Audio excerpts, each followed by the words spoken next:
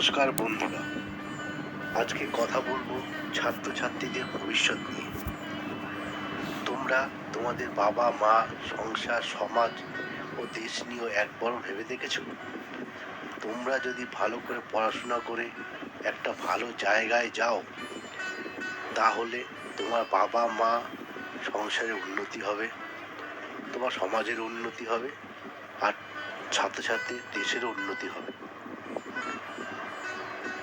মনে করো তুমি ডাক্তার হলে, বা ইঞ্জিনিয়ার হলে, বা উকিল হলে, বা ভালো বিজনেসম্যান হলে, তাহলে তোমার ফ্যামিলিও দাঁড়িয়ে যাবে, তোমার সংসারের উন্নতি হবে, তার সাথে সাথে তোমার সমাজের উন্নতি হবে এবং দেশেরও উন্নতি হবে। আর তুমি যদি হেরে যাও, তাহলে তুমি একা হারবে না, তোমার সংসার, সমাজ ও দেশ সব নিয়ে তুমি হারবে।